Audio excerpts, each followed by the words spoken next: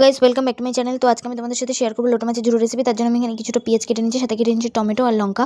তো আর সঙ্গে কেটে নিচ্ছি আমি আলু। কড়াইটাকে ভালো করে গরম করে নিয়ে আমি এখানে আলুগুলোকে ভেজে নিচ্ছি লাল লাল করে। আলুগুলোকে ভাজার পর আমি ওই তেলেই পেঁয়াজগুলোকে ভালো করে ভেজে নিচ্ছি। নেওয়ার পরে আমি এতে কাঁচা লঙ্কা অ্যাড করছি। কাঁচা লঙ্কা দিয়ে ভালো করে ভেজে নেওয়ার পর আমি এখানে টমেটো অ্যাড করছি। দেখতেই পাচ্ছ। তো প্রথমে আমি টমেটোটাকে দিয়ে আবার কিছুক্ষণ ভেজে নেব। নেওয়ার পরে আমি এর মধ্যে কিছুটা আদা রসুনের পেস্ট দেবো, যেটা দেখিয়েছি। তো তারপরে আমি এখানে ভালো করে মিক্সড করে নেওয়ার পর আমি এখানে সামান্য পরিমাণে হলুদ গুঁড়ো, লঙ্কার গুঁড়ো, জিরে, ধনে, চিনি এবং নুন দিয়ে ভালো করে মিশিয়ে নিচ্ছি। তো মশলাটা যাতে তলায় ধরে না যায় তার জন্য আমি এখানে সামান্য পরিমাণে জল অ্যাড করে দিলাম। দেওয়ার পরে আমি এর মধ্যে লোটে মাছগুলোকে ভালো করে অ্যাড করে দিলাম। দিয়ে ভালো করে মশলাটাকে মিশিয়ে নিয়ে আমি লোটে মাছগুলোকে দিয়ে দিলাম।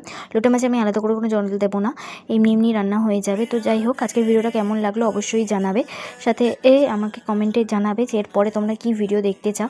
তো যাই হোক, এরপরে আমার তৈরি হয়ে যাবে লোটে মাছের ঝুড়ো রেসিপি।